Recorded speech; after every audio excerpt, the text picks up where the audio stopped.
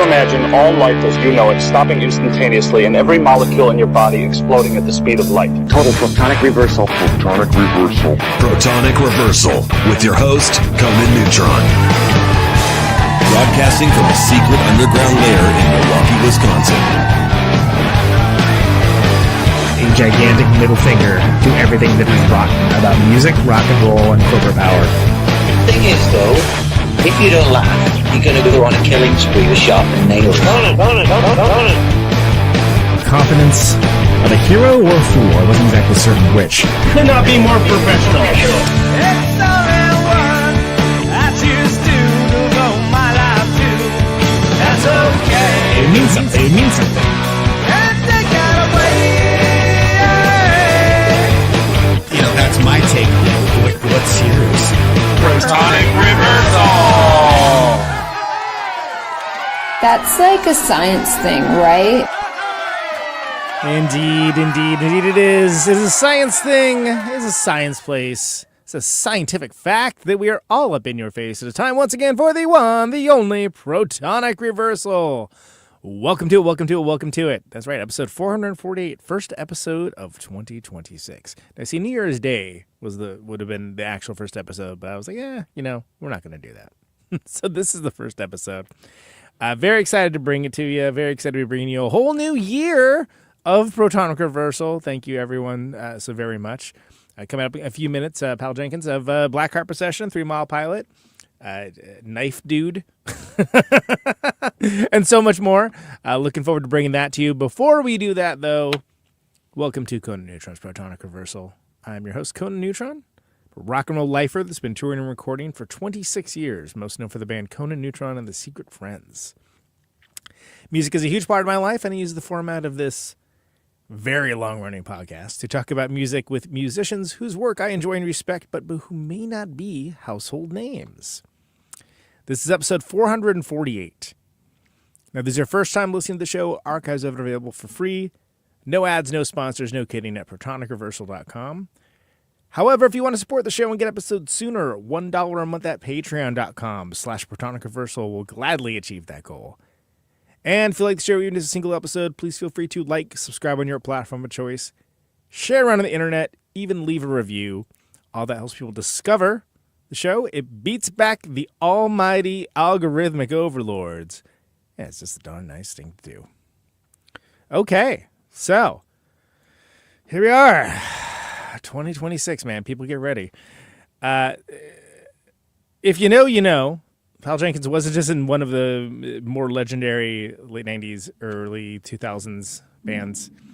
He was also in another one. And I'm very excited because one of those actually has stuff happening. So this is a guy that if you know, you know, needs no introduction, yet here I am introducing him. I am very excited to talk to Mr. Knife Man himself, Pall Jenkins. How you doing, sir? Tell me about the knife stuff. I was not aware of it. We played San Diego. Twice this last year. I had no idea I would have visited. I love knives. Well, That's knives cool. and swords, bladed weapons. You're welcome anytime to stop in. So this is it. This is, by the way, lovely shirt. By the way, for the audio listener, it's a. Is it a switchblade? What's it? They're called butterfly knives. Butterfly knives. Okay, We call them balisong because that's the original name in the Philippines. These are that's called cool balisong. sounding. That sounds badass. And Yeah. they do all kinds of fun little tricks. That's great. That's great. Yeah, for the audio listeners, there's some really cool knife work going on right now. That's a very elegant looking knife work. So let's start there. Well, how long you been into knives, man? Oh man, knife making and knives are a journey when you get going with it. But like you can see behind me, that's some of my knife collection of my personal collection. And then I got a bunch of these ones that I've made. And, so cool! Wow. They all have. How did it start? I always collected little knives as a kid. I was into like throwing stars and throwing knives and setting up cardboard boxes and demolishing shit as a kid. So on the heart and my adulthood, I kind of came back to realizing I needed a pocket knife, and I bought a crappy pocket knife. I was like, this thing fucking sucks. So I bought a really good pocket knife spent a couple $100 on a good pocket knife. And I was like, wow, this is much nicer. Bought another pocket knife and just started naturally growing. And I created a collection of these knives. And I got really into the materials, how they were made, where they were made, the locking mechanisms, the types of steel, everything. So that just kept growing. And at this time, I also opened a record shop and started selling knives and records. So those things I know about and love. So they go hand in hand. Yes. And then we also sold vintage clothing and we did other things like that. So, but we actually just closed the storefront, quick side note, at the beginning of the year, but because I'm just doing a bunch of other things and the knife business making side of it has taken off a little bit more, and the workshop in the backyard and blah, blah, blah. So reverse a second. So I got really into all the different types of knives there are, like different thumb openings, different switchblades, automatics, out the fronts, everything. And the balisong is really its own kind of like interesting knife. It's, it's just 3 pieces of metal kind of made together. Yeah. It's one of the first one-handed open pocket knives that you could cut something, put it away. It was a sheath and it'd go back in your pocket. Where normally you'd have to like open a pocket knife like this, pick that you were holding, cut it, blah, blah, blah. So yeah, that's exciting. And the difference between a well-made knife and a not well-made knife is pretty pronounced. And I can say that as someone who at the tender age of 17 moved down my own, bought a lot of really crappy knives at the flea market and be like, oh yeah, these suck. So yeah, one thing I'll note. So, these cost in the neighborhood of $1,000. So there's cheap balisongs, and these are made with titanium, S35VN steel. Oh my God. Really very high-end materials.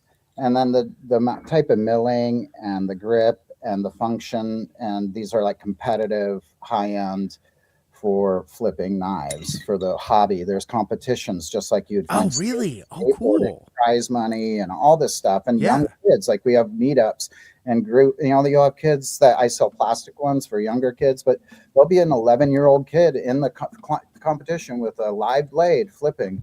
And it's a lot like you would see skateboarding. Like, how do they do that and not get hurt? So it's right. And the answer is practice. Yeah. Right? There's things like this too. Like this is my coming up newest trainer, which is a not sharp knife. Oh, got it. So you can get the weight. It won't cut you, and it's sure. And this will sell for a lot less. This is going to be like $260.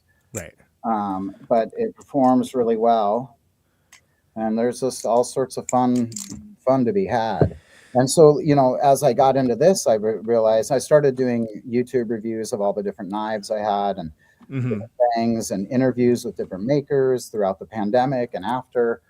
And then I started at some point realizing, and I was going to trade shows. I would go to trade shows twice a year, set up a booth and be a judge for competitions, participate in all this stuff, and eventually worked on my own design, 3D modeling and CAD work and blah, blah, blah, and created my own line of knives. And that's so cool. That's what I'm doing, as well as a lot of music and different things. So that's just to give the plug while we're talking about Acidwrx, right? Acidwrx.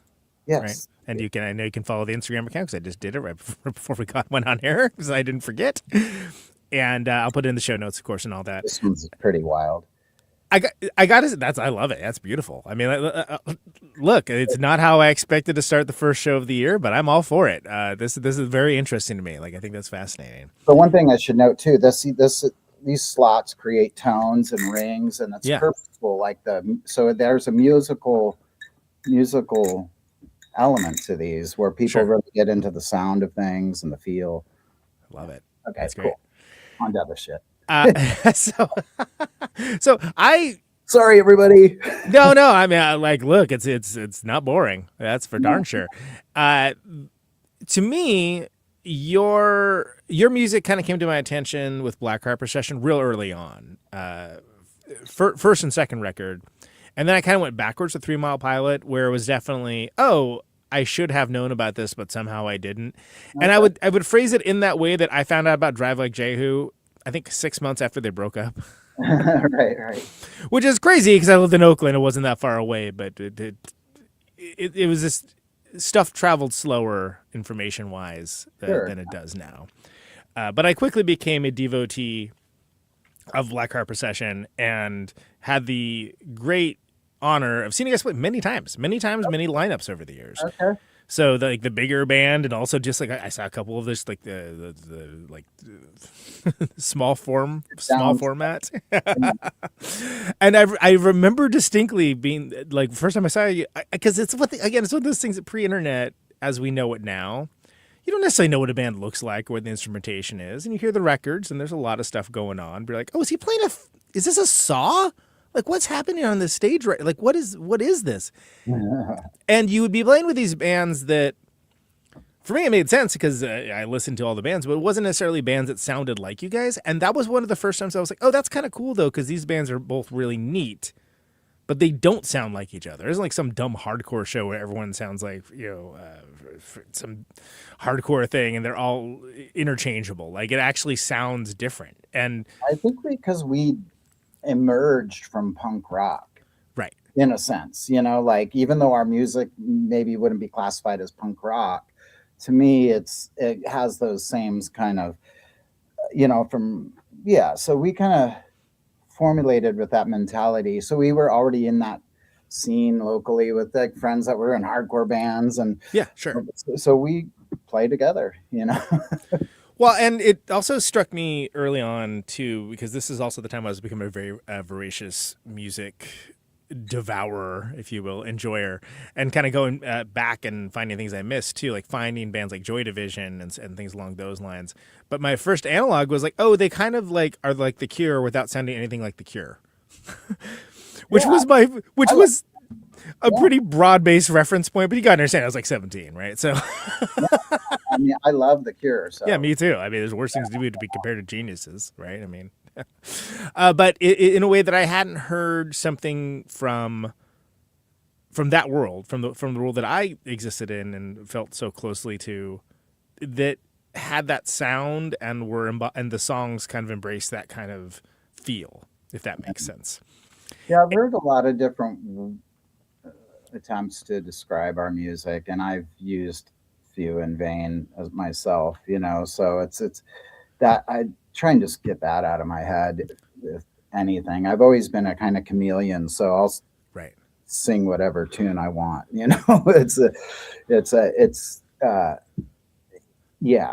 Like you guys are a band that I compare other bands to. I was like, oh, they're kind of doing a Black Heart Procession kind of deal, but it's not that it sounds like Black Heart Procession, but it's a good shorthand if you know the band. The problem is with being idiosyncratic, though, is that it can be, especially these days, it's like somehow an attribute to sound exactly like another band, which blows my mind. I'm like, yeah, you get clowned on back in my world back in the day, and you frankly still should be. Totally. But how did says to us, like, Nick Cave or Leonard Cohen? Yeah, Nick Cave was one or Gottlieb and this and that, and I think those are all accurate comparisons to something. But I definitely, if you take a closer listen to what we're doing, it's obviously kind of on its own little trip, because I don't really. Everything's an influence, so and nothing is at the same time. And that definitely became apparent when you got to some of the later records, and I want to get into that. But before we get into that, because again, I went backwards to 3 Mile Pilot, which I loved when I finally discovered it. But like, I'm just curious what that transition was, and I do want to backtrack more about 3 Mile Pilot, but just how Black Heart as a thing came together originally. Okay, so 3 Mile Pilot was going, and we were needing an extra musician to help play live with us. And Toby came into the picture just because he played in local bands around town and was very talented, and became friends, and he started playing with us. And him and I then became roommates, and then we started just staying up working on stuff that kind of felt all different. And that's kind of where Black Heart started. It just didn't feel the same. Didn't feel like it was in the same. I mean, 3 Mile Pilot is essentially like me with Zach. Yeah, it's you two guys. Yeah, and Zach's has a very strong personality in his playing, and so it creates this thing. And then Toby and I kind of created this other personality together, and it's a partnership, writing partnership. And I was really feeling, at that time, wanting to write a lot more of my own songs and write and Toby too we just found a connection, easy to kind of get through the song and write something quickly and get the idea to what it should be easier than. But then Through Mile Pilot was a big learning. There was so much learning in Through Mile Pilot, touring and playing shows for 10 people. And, by the time Black Heart came around, it was like we kind of knew what we didn't care about and cared about a little bit. And we kind of just cared about making something that felt free enough to do whatever. So it wasn't like you had like the conceit in your mind, like, oh, it's going to sound like this, and it's going to evoke these kind of feelings or whatever. It was just like that's. Oh, I definitely think there's a tongue in cheek at times to Black Heart that people don't get. Oh yeah, I know, I got it. First record, I mean, if you look, I think every song title might have the word heart in it. Yeah, that's right. the one with the lady on it, right? Really fucking sad and really fucking dark. Definitely, we're like. But we were also going through some stuff, breakups, and just young and living in this little cocoon here as roommates, and kind of created this whole little imaginary dark world of stuff. So yeah. Well, and that also is something where it kind of seemed like you were self-aware of it, but also. Celebrating is the wrong word, but working through that kind of melancholia, if you will. In hindsight, I realize that more now. Like things we were dealing with, things, and it was coming out in ways for sure. And but it's music is. I am one of those people, like, I don't know where it comes from. I just open up to it, and this happens, and I try and document it the best I can. Right. And I never feel it's good. That's just the curse. So I always am feeling like, I feel like with music, I'm in a battle. Like when I play guitar, I'm like, I'm going to go kick its ass or something. Pull a knife on it. Oh, you're my friend. Sometimes I'll have those sweet moments. You do. And then it's like, right at it. It's making music to me is like a beautiful torture at times. Combat.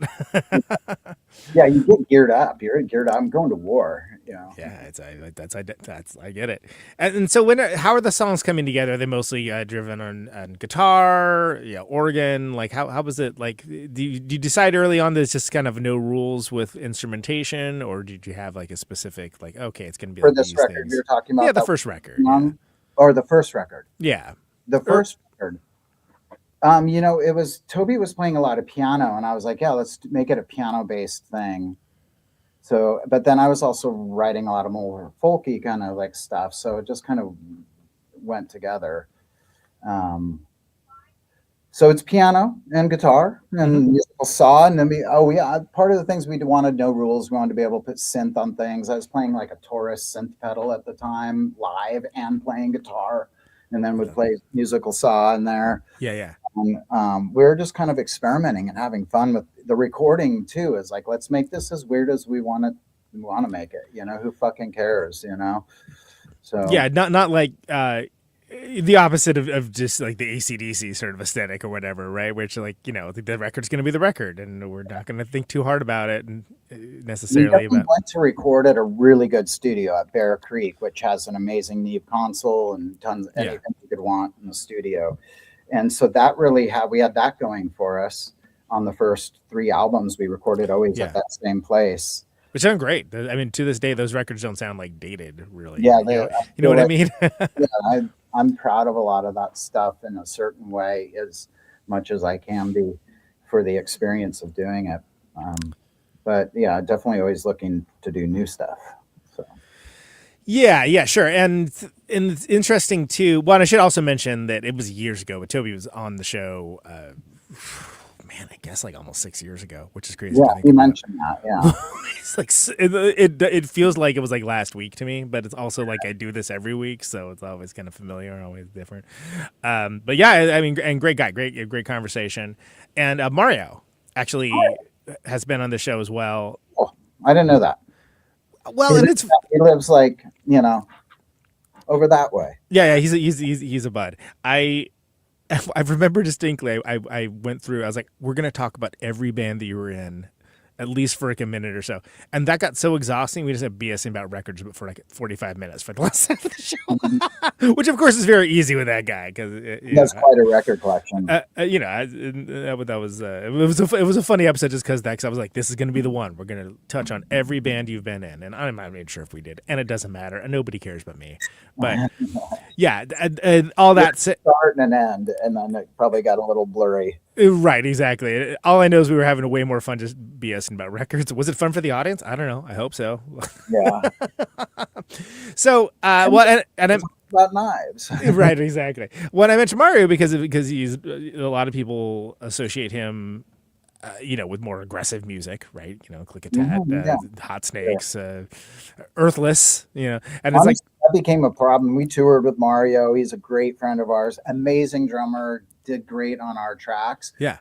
Half the time with our set, he'd be sitting there. It's like a waste of his talent. He's waiting around. Yeah, because there's so much space. I remember at the time, like I think John from Rocket from the Kid was like, "Do you mind if we like play with your drummer Mario?" I was like, "Dude, you should. You should have that guy play for you." Absolutely. I love that era of Rocket.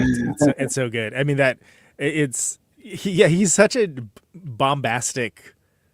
Well, but he has a musicality to it, right? It isn't just bombastic. Oh God, yeah. Mario's great. What Mario has is when you play with him as a musician, he has a vibe that really locks into a groove.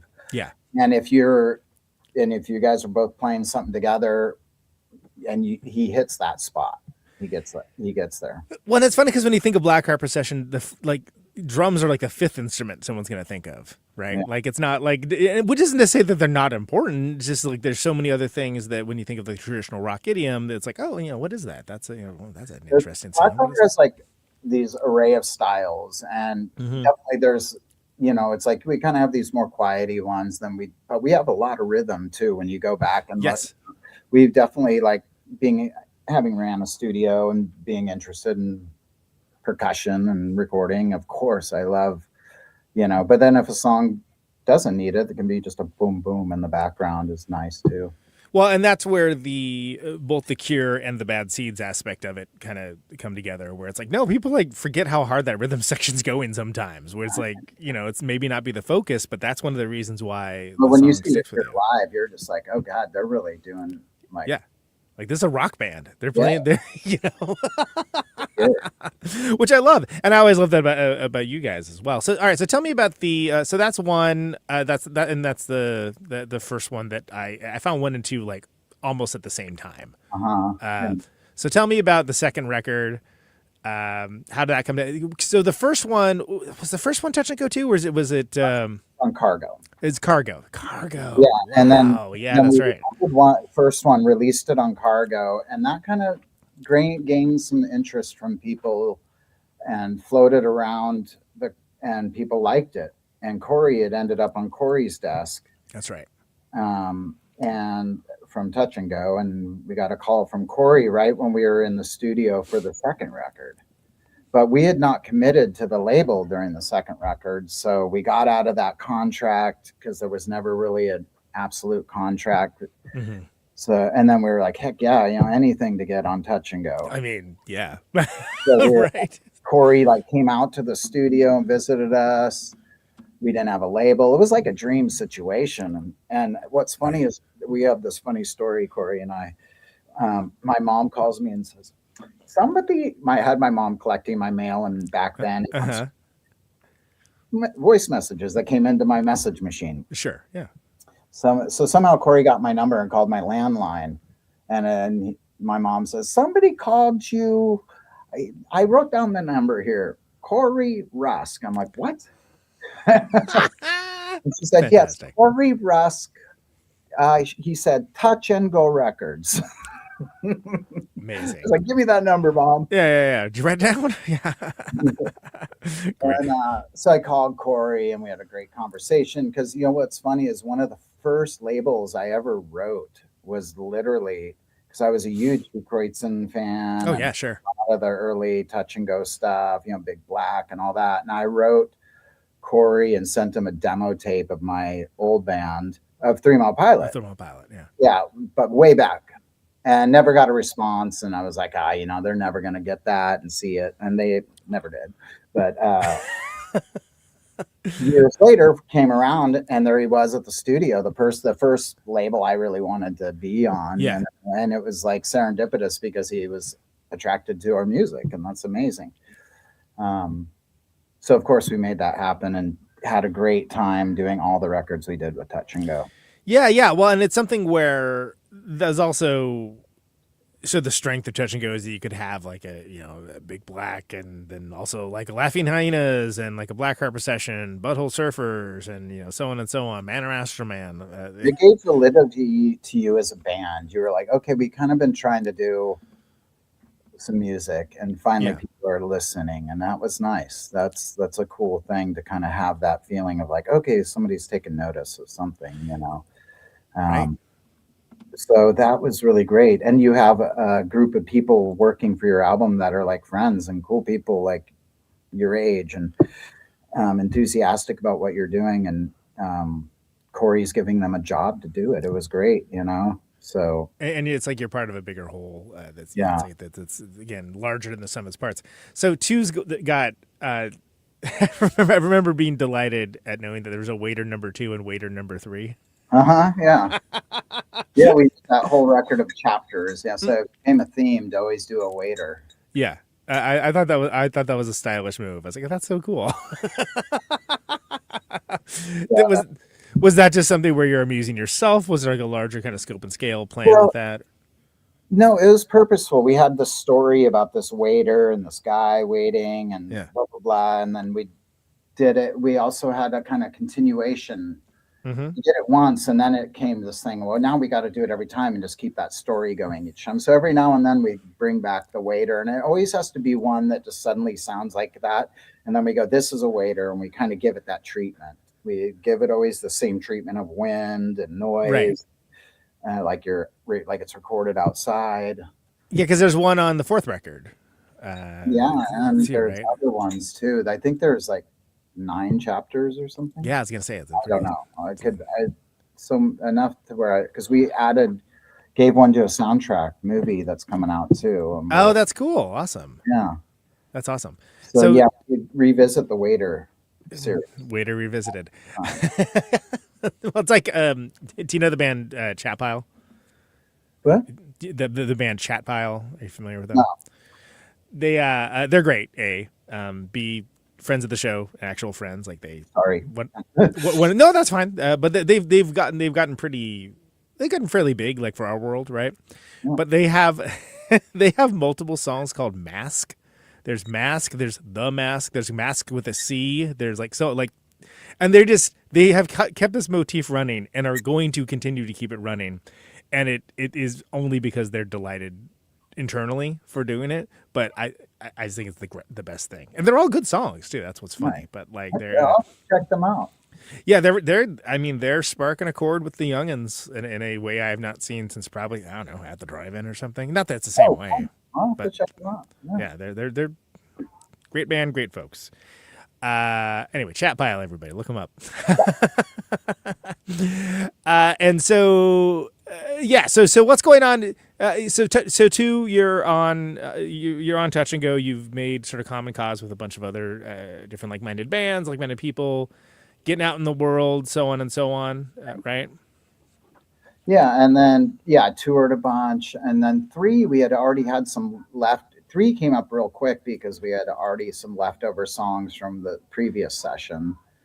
Oh, okay. So that makes sense because I always kind of thought 2 and 3 had a real kind of similar vibe, right? Similar sound. Okay, that makes sense. So 2 and 3 came out pretty quick together, like all within a year probably or something, with a bunch of touring around it. And then 4, The Spell, I think it was. No, wait. What was 4's not to correct you, sir, but long time ago. The tropical one. Mortal Tropico happened at that time, and that was when I bought equipment and started recording our own stuff. And actually the room I'm in right now was the studio before, and the living room was where we recorded the drums, and we did that whole album here in this house. That's awesome. and bought a 2-inch 24 track and a Neotech console and a bunch of gear, and got really deep into that and mixed and recorded the whole record here at this house. Yeah. So And that's a record that is a little different than the other ones. You know, it was a kind of purposefully it felt that way, like a little more romantic, kind of less maudlin, move the attribute of the romanticism up. I think we liked the kind of calypso-y kind of vibe that we always felt was in Black Heart. And there we also always, if you listen to parts of 3, there's almost like a trip hop kind of thing. And we always, the trip hop kind of Latin feel a little bit in there too. Sure. So like we would sneak it in these weird ways that we could. And so Immortal Tropico, that started happening a bit more because we could have more of our friends that lived locally play on that record because it was here at my house. And so we started inviting different friends over to play, really great upright bass players, and, you know, just different things. Could have backup singers. And we did that all here. And that's how that came together. And that took us down that whole path. Yeah, and that one is... it's funny you mention that because it has almost sort of a like party feel is not exactly correct, but a closer to that than maybe some of the earlier stuff. Like it has a I definitely think that it's more of a journey because there's a lot of like darker stuff on that record, right. But and the lyrics to a lot of even what you call more upbeat, and the chord structure, our darker chord structure is based, but with an upbeat flavor. Right, and it's not like you know, it wasn't like a change up like Radiohead was doing or something at the time or something. Like it wasn't that crazy, but it was something where there was a sort of like at first about that I was like, oh, whatever, it's a good record's a good record, right? And you still have like you'll get it like a classic tale of lost love and vengeful murder. The whole movie we made, and we did the whole video thing, and that was a huge, a lot of ton of work. Yeah, like, and it seemed nearly like broke the band, and I was gonna say it seemed like the band was under a lot of stress at the time, at least internally, right? Yeah, but we made it through that, and that was great. And then I kind of feel that 5, The Spell, is kind of a mixture of those, that earlier with that. I'd agree. I think it's kind of like a return to that. Mm-hmm. Yeah, and it's something where, and it also has its own vibe as well, right? Like, and also, I mean, people overuse the term cinematic. You know, anything that isn't like that has a remotely anything moody, it's it's so cinematic. Well, that just means it's in a movie. What the hell are you talking about? You know, but I would say that The Spell has some sort of like cinematic elements to it that is like where it sounds like, oh no, this does have very a specific kind of movie kind of feel to it. People are always saying, oh, they should use that in the movie. Well, go ahead, tell me about it. They should, yeah. I agree.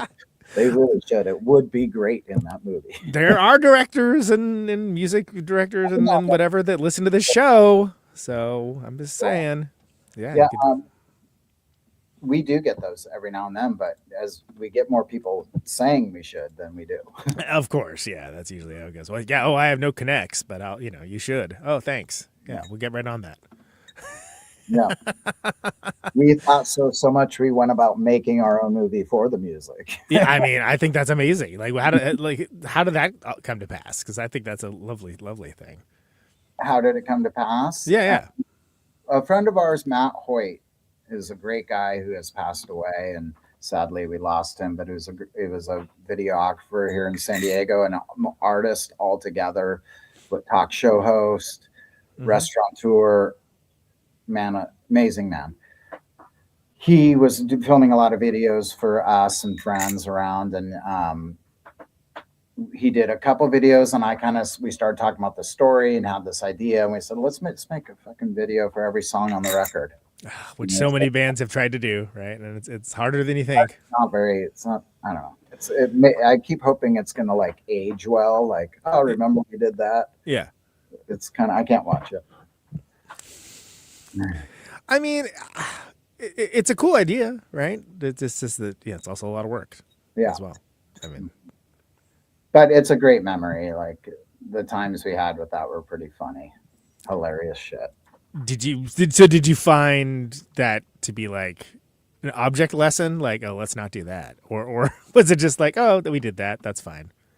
Yeah, just it's fine. We did that. Maybe I like making videos and doing things like that. I find it fun. It's fun to kind of put some imagery to your music, and I always think artwork goes. Yeah, I like being involved in all that. It was kind of like a murder mystery, if I remember right. It's been a long time. Yeah, that's okay. Yeah, exactly. Yeah, it's a murder mystery. Yeah. Oh, I thought that was cool. Yeah, Clue, like that kind of. Yeah, it had a Clue vibe to it. Yeah, you could. I guess the kids today would say Knives Out, which I do like those movies as well, right? But yeah, but it just struck me as like, oh, that's an inventive thing. That's kind of a cool thing. That's that's on there. But also one of those things that it's weird to think about that in contemporary terms, where whether you want to be or not, everything has a video element now, right? Yeah. And I think, I mean, like I said, I was lucky enough I saw you guys a bunch, but like first time I saw you, I don't even know what these guys look like. I think if we would have done it all in black and white and not full, I always wish we could go re-edit that and not make it the full songs. We kind of use the full song and would make a video for the whole song. It's like, I would rather condense that whole thing now and make it excerpts and kind of flow into each other. That'd be kind of cool. You're still good. The story is cool too if you could just make it all flow quicker. Yeah. Yeah, and then also everybody's. We weren't thinking like that. That was the first time we ever made something like that. Well, there was not really a lot of corollaries for that kind of project, was there? Yeah, we Floyd the Wall or something. Yeah. Well, yeah, sure. But from there was the Flaming Lips movie. Oh yeah, I guess so. Yeah. Maybe bands do it. Yeah. The excerpt thing would play well on like TikTok and stuff, I'm sure. People love that. Shorter the better, which is like, wow, boy, is that not my sensibility? But anyway. All right, so yeah, the spell, cool. That's got a waiter on it. It's waiter 5 on there. Is there? Yeah. And that's there's I had something that I forget it was. So let's go. So where's the band at around this time? Okay, so from the spell to 6, right? There's like about a 3-year gap in between. There's a break there, yeah, because Toby moved to Portland. I was down here, and we started working on 6. But I feel like 6 is a very like dark record for sure. Like I think at that time too, it's like there was a lot of stuff going on. I was losing hearing in my right ear and just different things like that. Yeah. So yeah, and just kind of both of us personal things in life going on. So I think that record was like, I remember always feeling like, oh yeah, I didn't want to like have to worry about writing an end to the story if I was doing the lyrics. Like I didn't want to have a positive. If it wasn't, things don't always turn out positive. It was not very much hope in that record. It's pretty bleak. Yeah. It's very bleak. Thank you. Yeah. And that became like a fun narrative at the same time to kind of be like, okay, let's not give the answer. Just lean into it. Yeah. Yeah. Sure. Go ahead. Yeah. So, and I like that. I go back to that. And then I was doing a lot of experimenting recording wise too, because I was recorded that whole one at a new studio. So I do think sonically that's recorded in a cool way. Yeah. That's when you did the, Mr. Tube and the Flying Objects, right? Is that around that time? I was doing that at that time too. Yeah, for sure. Yeah. You do know about that. Yeah. Yeah. And there was a 3 Mile Pilot record in there. Inevitable Pass, right? Yeah, that was. That one was thrown in there somewhere in the mix of all those years. See, at that time, I knew who 3 Mile Pilot was. So I may not have known earlier, but at that time, I was like, oh, wow, they're doing something. That's cool. Yeah. Which is funny because I actually got into Pinback and Black Heart around the same time, and like I had no idea. And someone's like, oh, so you must love 3 Mile Pilot. I'm like, what's that? And I was like, oh wow, okay, there's this whole Wizard of Oz, it's black and white, and Dorothy gets the Oz, and suddenly it's color. It's like, oh, okay, yeah, it all becomes clear now. Great. Yeah, I think it always made sense to us, but then people would be like, oh, okay. I'm like, yeah, you kind of smush Black Heart together with Pinback, and you get a bit of Black Heart. Or wait, what am I saying? Smush Black Heart with Pinback, and you get a little 3 Mile Pilot. Absolutely. Yeah. I mean, that's which is just funny to think about, because I know people think, well, 3 Mile Pilot, though. I'm like, well, what is that? I don't know what that is. And then, but luckily, I was able to go back and find all the records. Like, oh, this band was great. Like, I just didn't know. I remember know we were a band, and we were from San Diego, and it was like we were a band for like a good couple of years or something, and then all of a sudden there was Stone Temple Pilots, and it was like, but then we try and own that name and be like, no, we've had this name, we've already put a record out with it, and because the name Pilot was in it. Like, what's? I don't know. Maybe that was my own thing, but I remember like people like in the more mainstream people maybe thinking the opposite, that we were trying to sound like them, and it was like we weren't even in that world. We were like, that wasn't our world. Well, and now there's that. What is it? 21 Pilots. Right? Yeah, that's. I couldn't pick a song out of a lineup, frankly, but like whatever. That's. Whatever.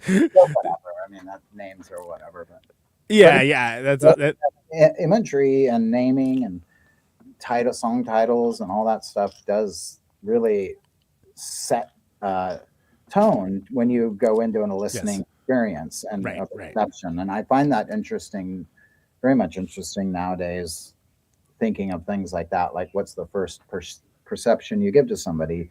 Everything from a name of something to the first few notes of a song, kind of suddenly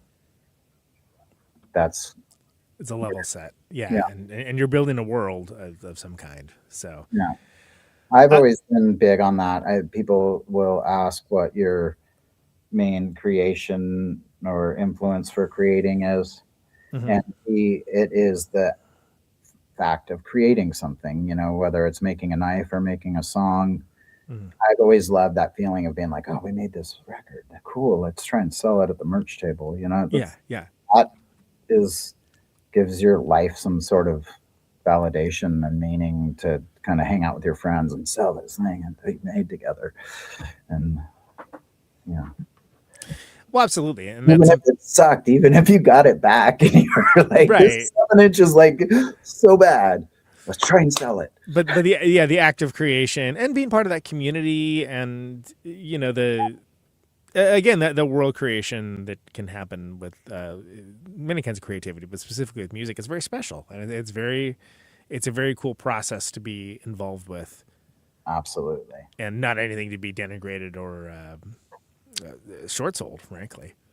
So since we came up to the 3 Mile Pilot reunion stuff.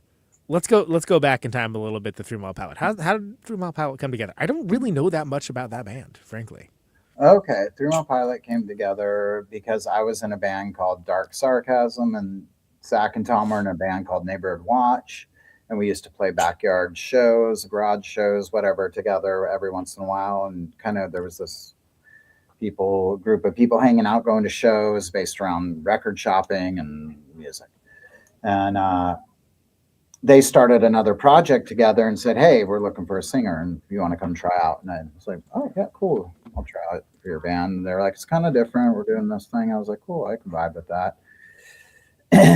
And we kind of went through some guitar players and did some different things. And at some point in there, we decided, we don't need a guitar player.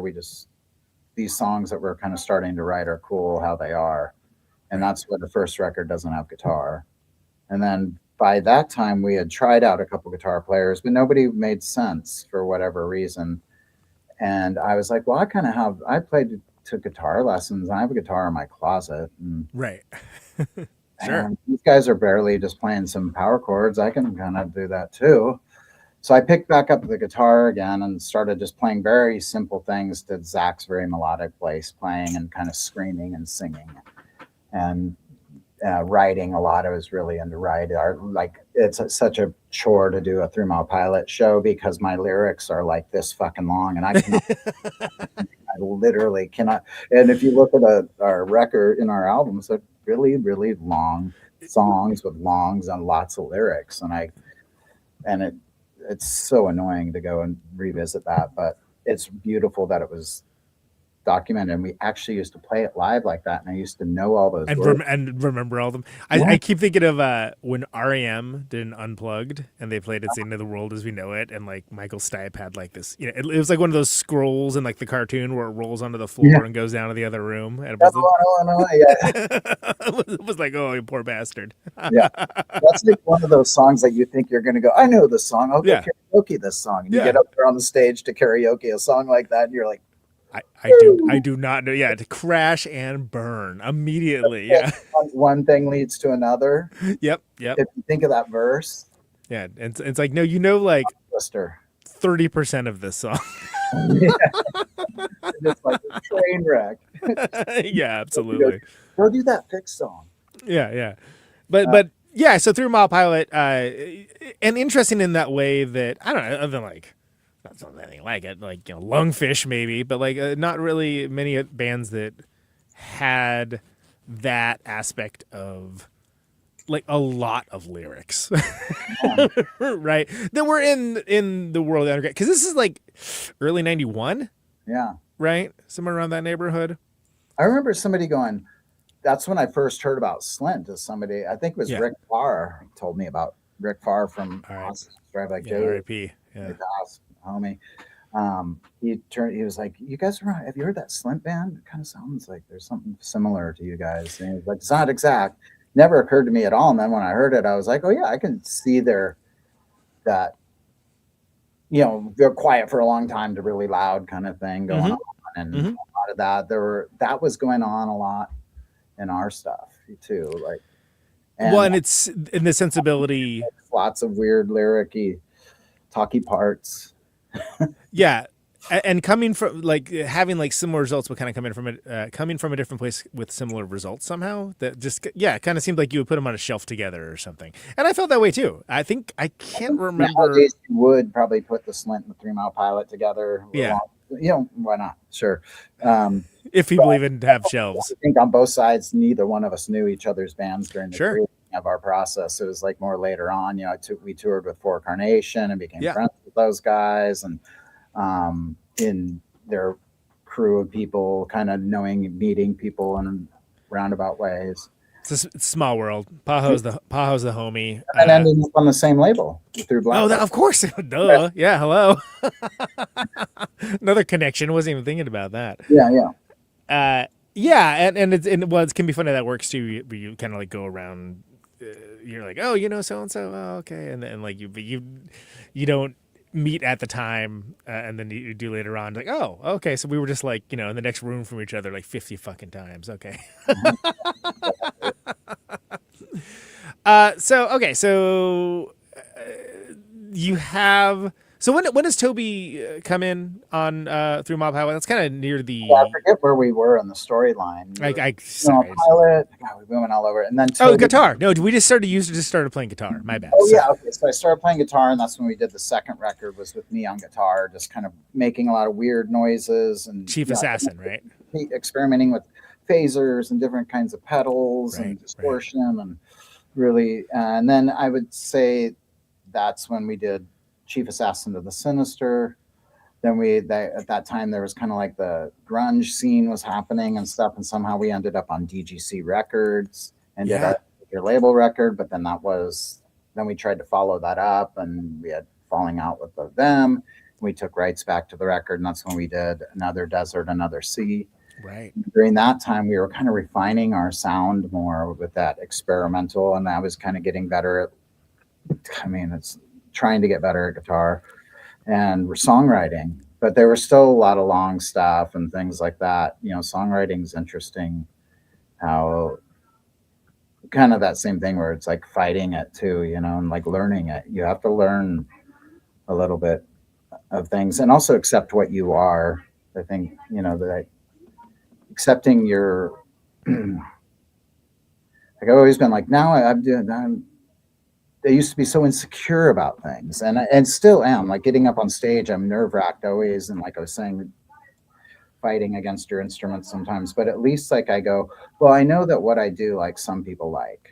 So yeah, right, sure. And Well, it's one of those things you can be your own harshest critic. Doing that thing that those people that might like it do. I do that. I've done that for 30 years, and I can do that really well. It's maybe not what I want to do every day, every moment of the day, but if somebody wants me to play, like, I can go do that.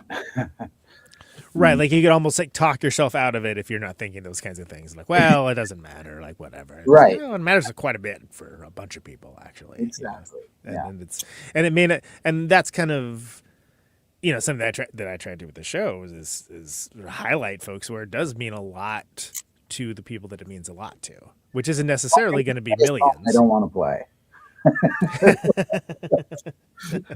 We're not playing that one. Right. So, okay. And then there's that, the comp that, what's the Songs from an Old Town? Right. Oh, yeah. That was like a lot of leftover 7-inch EP things, stuff that never made it onto CD at the time. Like, there was a concern to put stuff on CD. Right. Format of the future, everybody. Yeah. So we did that compilation and a bunch of 7 inches and EPs. And I think that was kind of like then around that time is when Black Heart started. Yeah, because Black Heart was around kind of in parallel, but sort of like Black Heart was sort of gearing up, and it seemed like Through Mile Pile was kind of gearing down. Was that correct? Yeah, I would say so. Yeah. And then, But it's so interesting to me because, again, I was surrounded by so many people that did know 3 Mile Pile. I was like, oh, they're so good. You missed out, bro. I'm like, oh, thanks. Appreciate that. So when it comes to the inevitable past, how did that come together? Was it just because Black Heart was sort of slowing down a little bit at that moment in time? Well, Pinback got going, Pinback.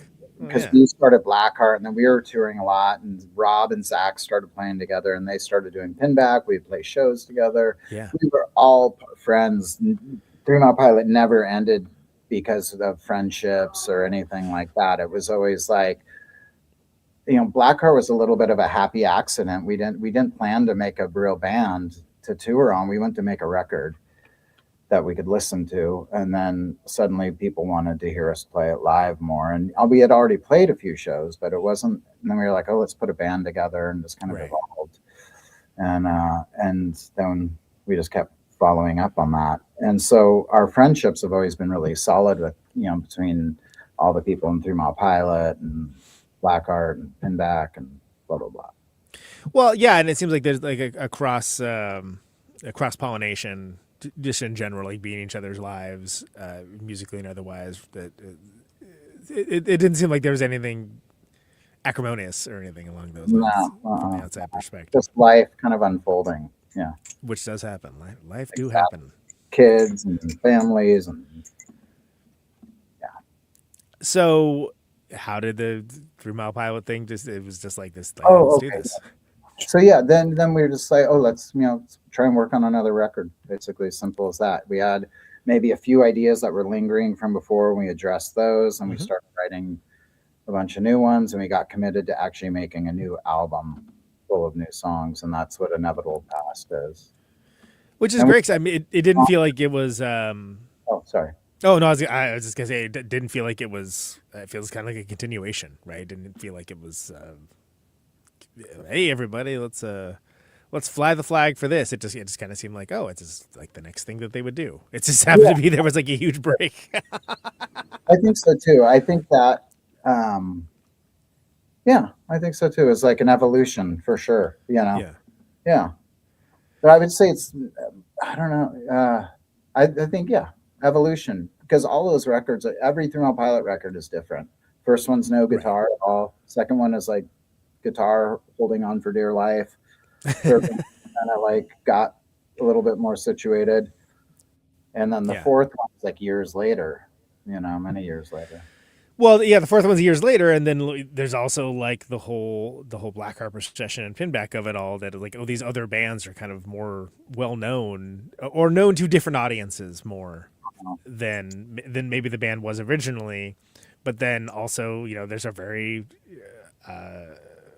very cathartic kind of thing with 3 Mile Pilot that the other bands don't necessarily do, and but it's still like, again, it doesn't seem like an outlier necessarily or anything along those lines. It just feels like more of that complimentary.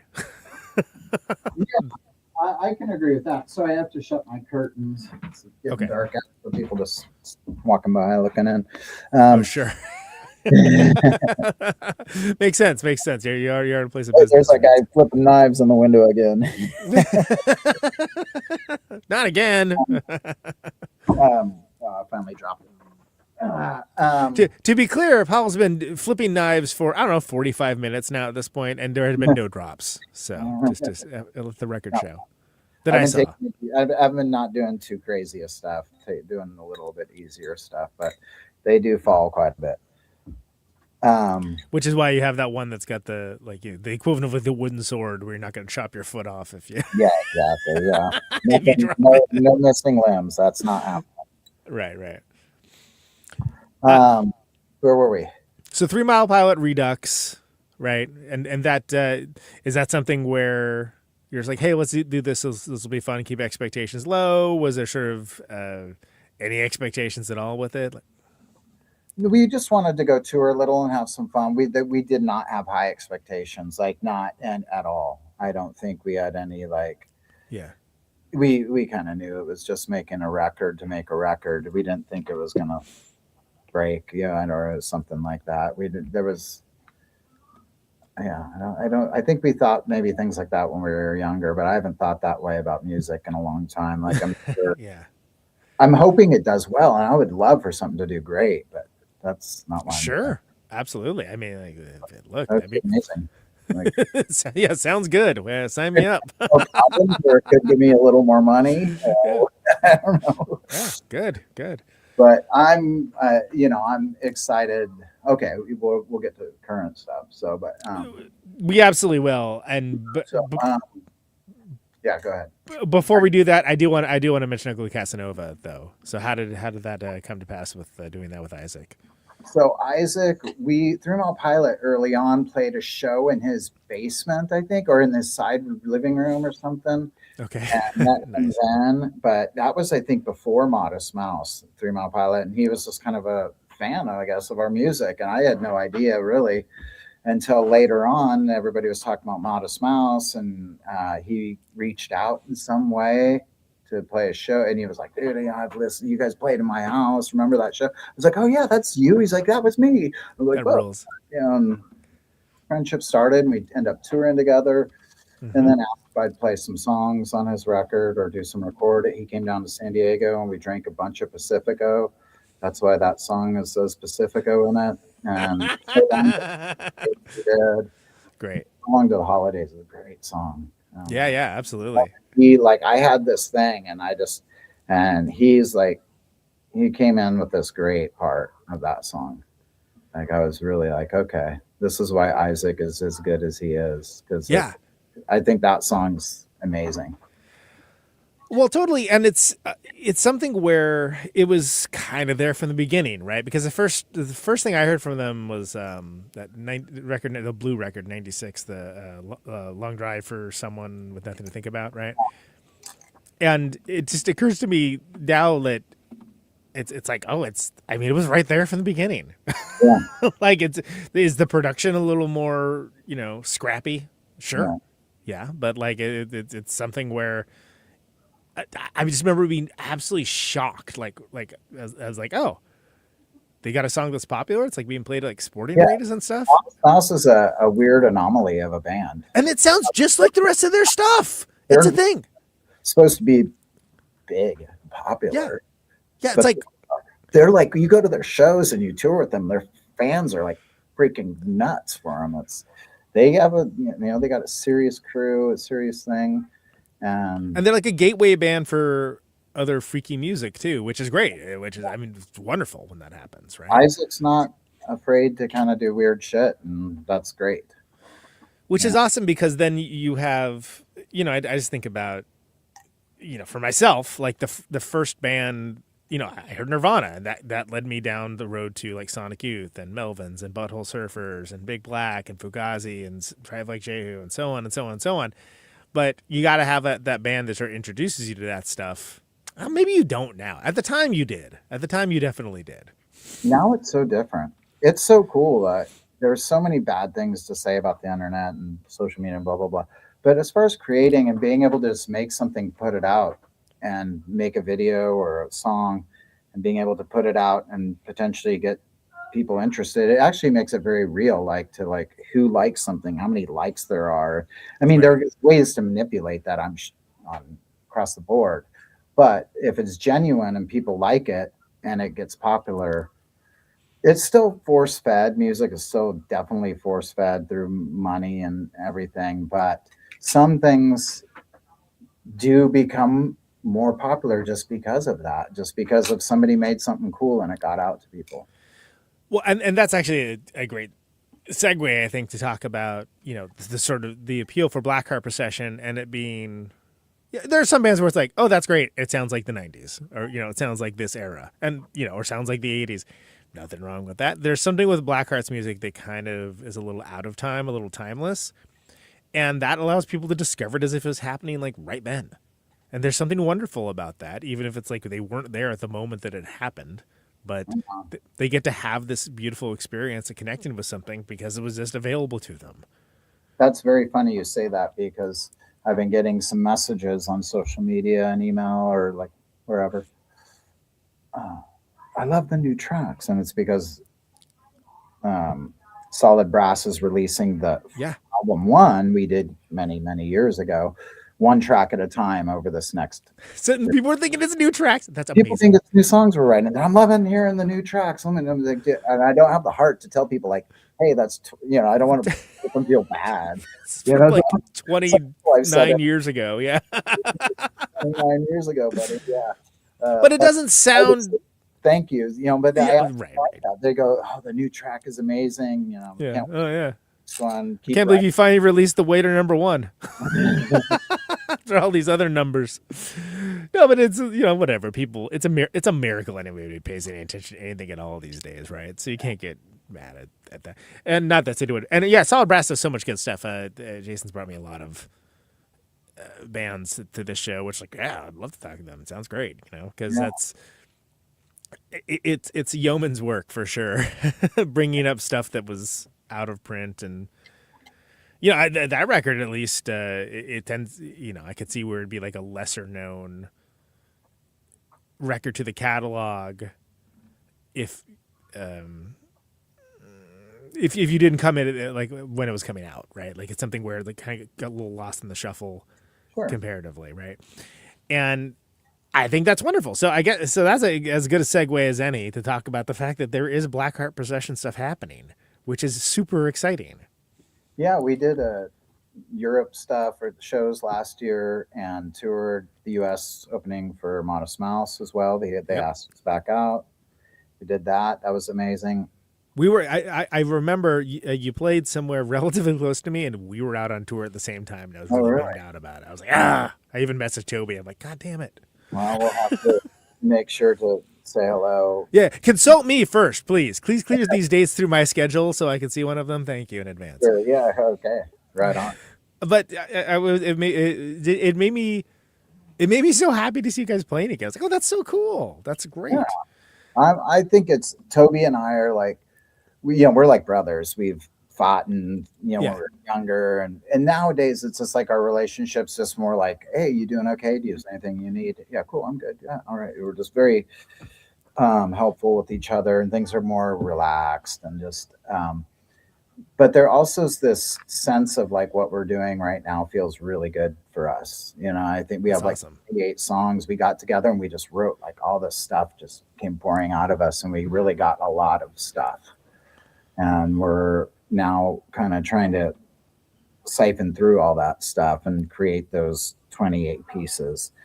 So we're like halfway through, I would say.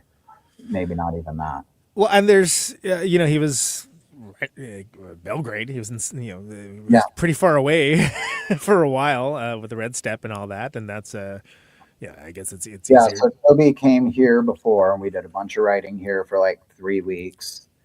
Then he flew back home. Then we met on the East Coast and went up to the Catskills to Zeke's farmhouse up there. Cool. It's called Nowhere Place. And we were there for also about 3 weeks, little over, something like that.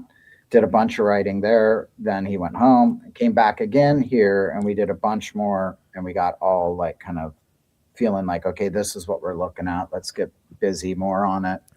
So now we're kind of sending some files back and forth, but he's coming back again because we like to work together. I don't like sending files back and forth too much. A little bit is okay, but we get more done when we're in the same room.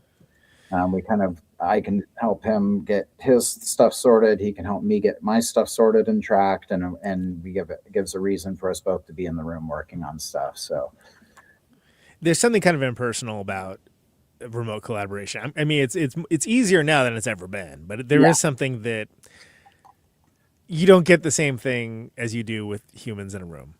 Yeah. And it doesn't mean that what you get is not great. It's just it's not the same. It's not the same. So that's super exciting. And is that something where, because they always talk about when there's a band that hasn't been around as a band for a while, it's like, what are they back, or are they just kind of like doing like a victory lap, or like what's happening here? But again, it feels like there's always been such long gaps of time where it seems like you guys just pick right up. That it's thrilling to be like, oh, that's great that band's doing stuff again. Boy, if ever there was a time for it. We've just kind of slowed down and cruised through some waters and I feel like now is a really good time for us to be doing stuff, and I think we're on track with our thoughts around it and stuff like that.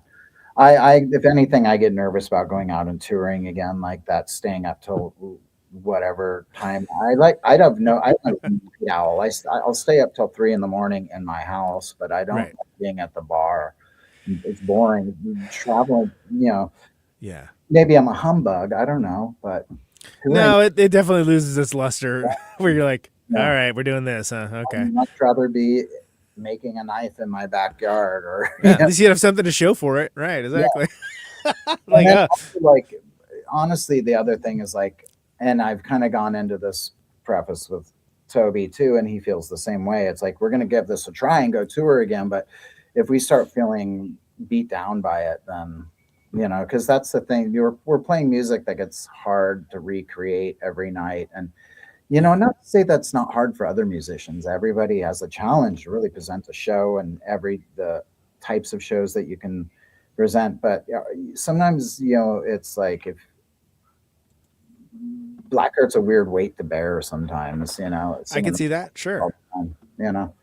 So, but, I try not to be like, I try to find, I'm really enjoying playing guitar and playing and creating right now. So I'm feeling okay about it.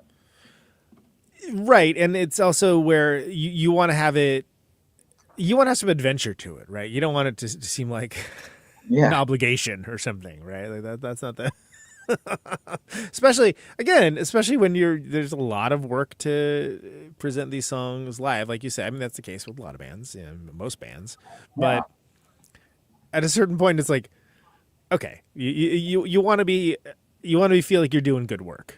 And you want to feel like it's productive, and there's sometimes that maybe everything can be there and it just isn't.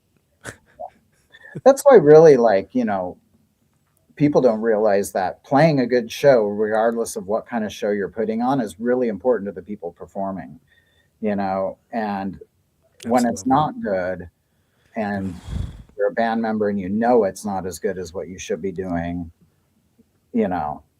regardless of what type of thing you're doing, anything, any work. Well, and the worst is when people that enjoyed it or come up to tell you how much they enjoy it, and you just got to be like, thanks. Yeah. Thanks. Do better, Like, because you want to say, well, actually, this was, blah, blah, blah, blah, blah. Here's all the reasons why it wasn't good. And it's like, okay, then now you're talking people out of your opinion, you're being selfish. So, but it is true. And my thing I always say is, I got enough character. I don't need any more character builders. Thank you very much. The thing I'm finding interesting too is Black Heart, Instagram just started, I think, when we've never really been, you know, so it's kind of going to be interesting to kind of have some people again, maybe helping us out, you know, getting things dialed in with the band and kind of representing it now. And, you know, the new music that we're doing feels current for us, you know, so I'm really excited to kind of create some cool show for people to see and really getting into like making something for people, you know. That's really cool to hear. Yeah.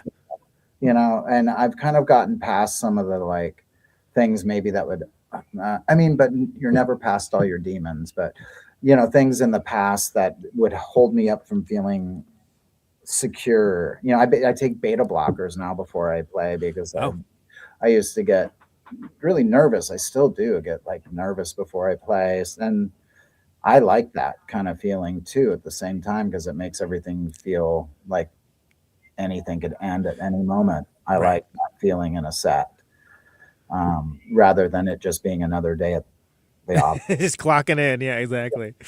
Yeah, no, and there's something really so special when it's like a big show too, where you're like, all right. And then you're like, wow, this is crazy. Yeah, meet the energy, meet the occasion, you know? Yeah, and exactly. You can meet the moment. You can rise to meet the moment. But then there's also like, I know people that, you know, get freaked out by that sometimes, and it's understandable. It's understandable.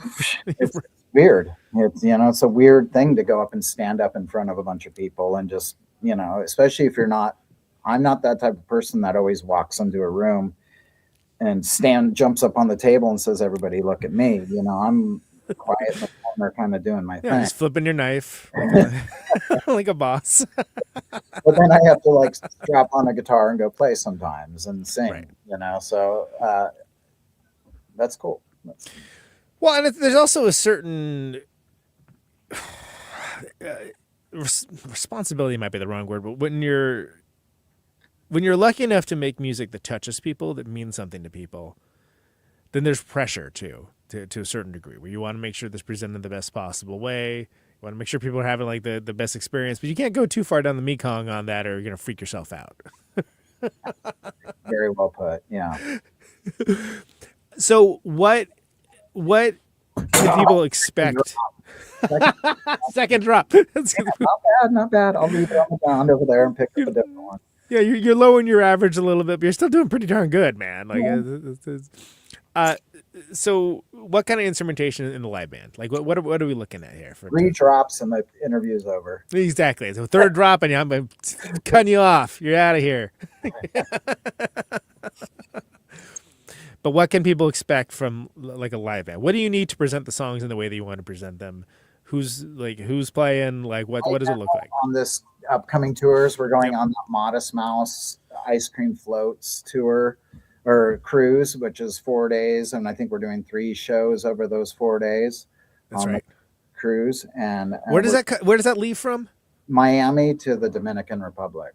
Yeah, cool. Yeah, it's called Ice Cream Floats and presented by Modest Mouse and a bunch of bands. Really great stuff. I'll put links for that in the show notes so people can check it out. Cool, yeah. The Man's playing, obviously Modest Mouse, Built to Spill, Kurt Vile, bunch of people. Yeah. Are you doing like different sets? We are doing, yes, different sets. Cool. I'm not sure if we're supposed to say yet or not what we're doing. Oh, okay. Well. We have a couple things up our sleeves. We're having to learn some extra songs. Just say it was a harsh interrogator and I got it out of you under duress. Well, I think I can say it because why not? But I think we're doing it. I mean, I hope we practice this and get it, but I think we're doing the whole first album from beginning to end on one set. Oh, cool. Yeah. And then the other set will be a mixture of things. And then the third set, we haven't really communicated yet about that. Okay. and so how many players do you have in the band now? Because again, I've seen it just as a 2-piece. You know? Yeah, this time there's 5 of us. It's going to be me, Toby. Then we're going to have Matt Rezovich on violin and other instruments, multi-instrumentalist. He's kind of our secret weapon. He's been with Black Heart for a really long time. Early first record, been around. Yeah. He didn't play on the first record, but he played in some of the shows we were doing at that time on the first record. So and then moved away. He'd always come around and did a lot of touring with us too. Scott Mercado on bass is playing with us, and he has also been somebody that has always played with us off and on over the years. And then on drums is Zeke Howard, and Zeke played in a band called Love Is Laughter. Oh, of course. I saw them with Modest Mouse. Believe it. Yeah, so funny, kind of relation, Yeah. And we've been playing, like, this album is going to be with several different drummers. We're going to hopefully have different drummers who played with us over the years, kind of play sure. set. And so this tour that we're doing here is we're going to just play some of the newer songs, not a whole bunch, but we're going to play some of them. Because we're not done with the record yet. So I don't really kind of consider this like some new unveiling of Black Heart. I would rather kind of that happen a little bit later once we have the new album, because I kind of want to rethink of like how we do things for this next album and how our show is presented, and take it more like a thing we're bringing to each place we go to, more than like a stage that's there for us to stand on. Sure. Well, and then also you get the chance to, when you have newer stuff, you can kind of test it out a little and sort of see if it, does this do what it's supposed to do, or, what is it doing? Yeah. So yeah, I want to get into that, finishing the album. So this tour but it's a good place to test a few for sure. Yeah, great. And awesome does happen at all, right? I mean, that's Absolutely. None of us are dead yet. We can go do this. Yeah, no, that's real, unfortunately. That's very real. It is very real. Yeah. So that's super cool, Paul. I hope that I get to see some of this at some point. It's been many moons since I've seen Black Heart Procession play, so I would love that. Anything else that you can talk about that's coming up on the agenda? If you want to see some of my knives, you can also go to shopsoet.com. That's our store. I'll put that in the show notes as well. So shopsoet.com for that. It's kind of fun stuff, but also Acidwrx. We covered a lot of the music stuff. We're doing pretty good, man. I feel good about it. I mean, yeah, I feel great. I'm just super pissed that we played San Diego in May, and I could have visited the store, and we didn't do it. Please, next time you come into town, let me know, and I'll show you around town. I'll try and make it to the show. I think March. I'm pretty sure. I can tell you when we get off here. When you come to San Diego, like, I'm great, spontaneous. Okay, very good, very good. So last thing, Paul, this is the last thing I ever ask folks on the show. It's the only canned question that I ever ask, and you can choose to interpret this however you like. It's the only one that's already in the bank. It's the only canned question that I ask. Why do you do what you do?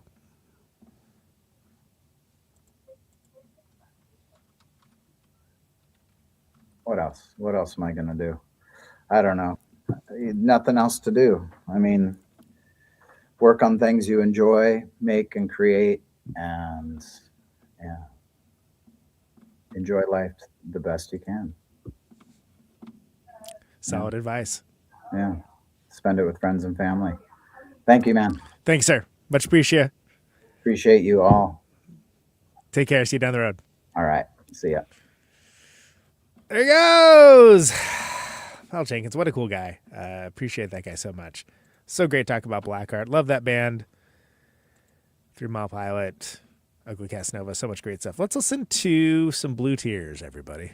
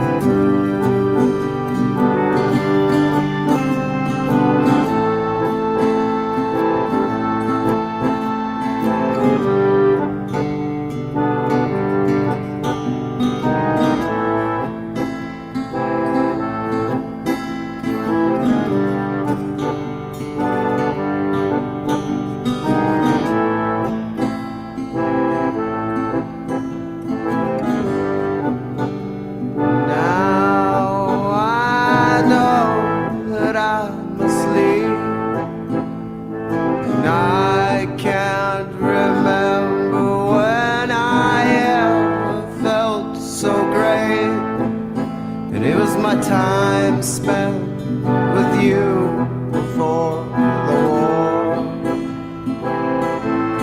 And now these blue tears, they keep falling, falling down from my lonely eyes. They're falling for you.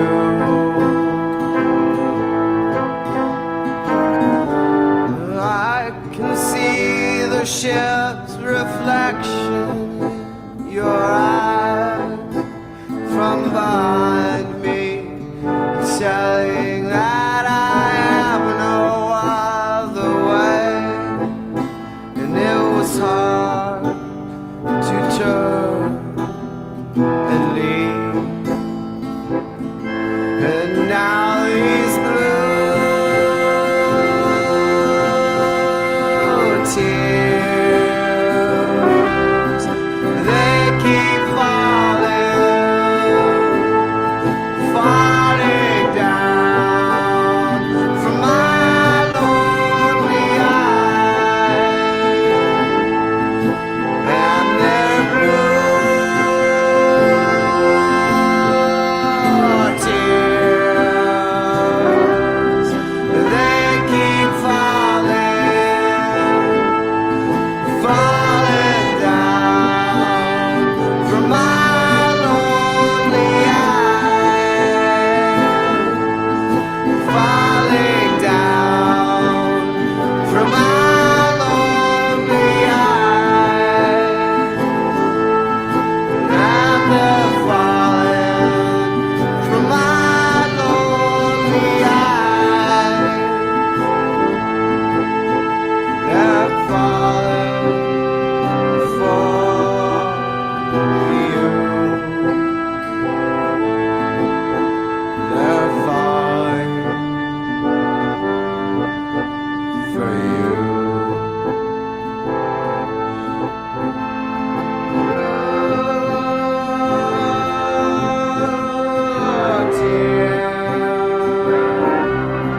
They keep falling,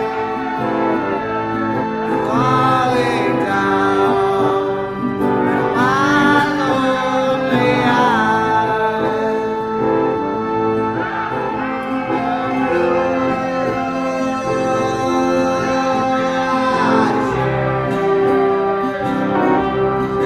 They keep falling,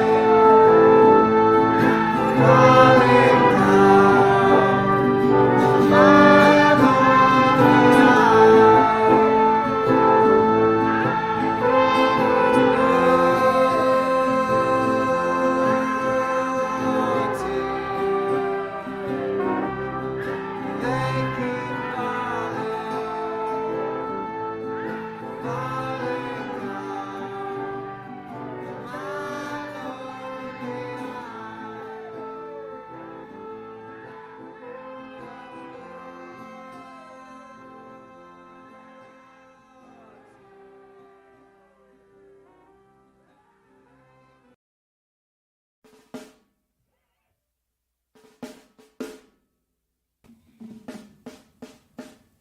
All right. Some Black Heart Procession for you right there. Blue Tears. That's off of 2. I should. You know what? If I was thinking about it, I would have put something off of 1 because it's being reissued. Adoy. Sorry, everybody. Well, there you go.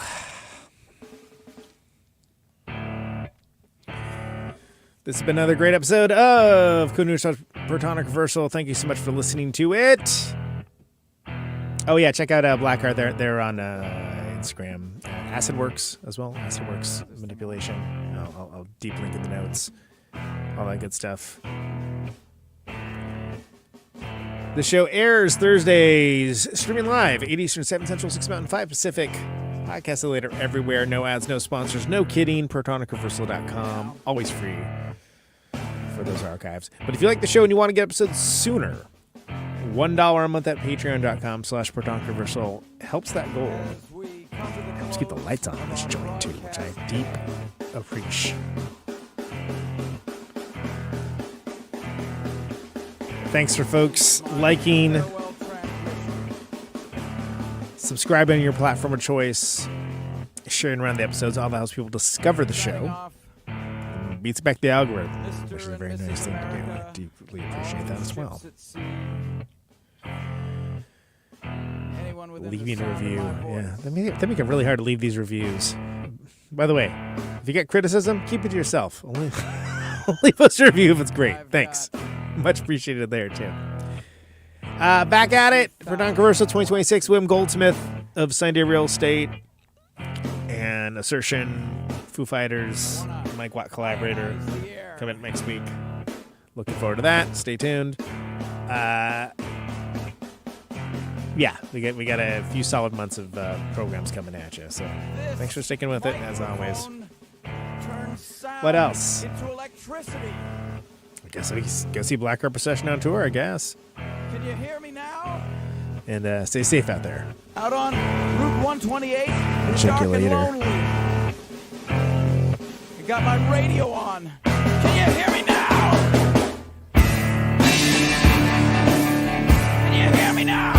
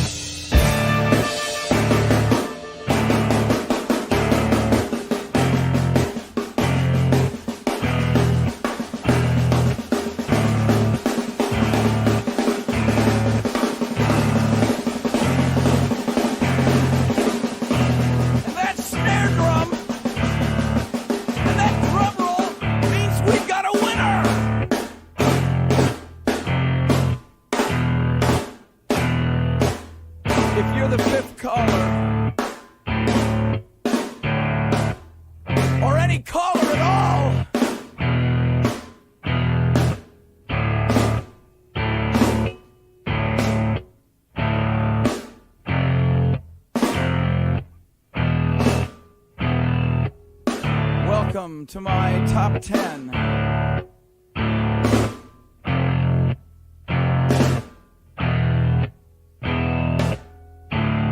I'd like to thank our sponsor. But we haven't got a sponsor. Not if you were the last man on Earth. She was prepared to prove it. This one goes out to a special girl.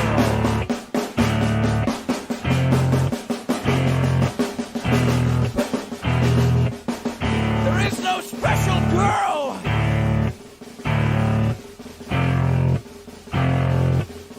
It's the end of radio. The last announcer plays the last record. The last what? Leaves the transmitter. Circles the globe in search of a listener. Can you hear me now? Can you hear me now?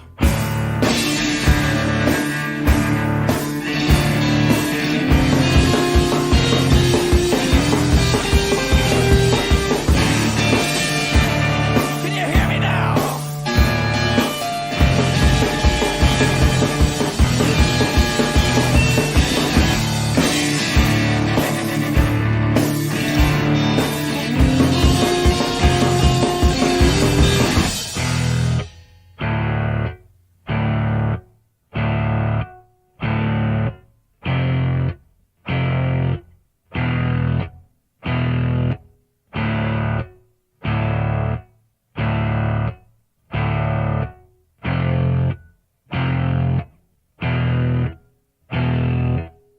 Is it really broadcasting if there's no one there to receive?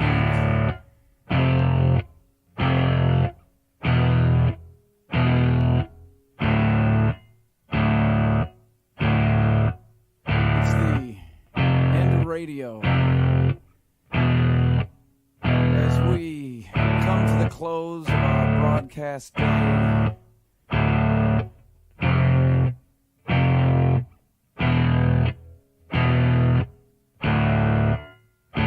got my radio on.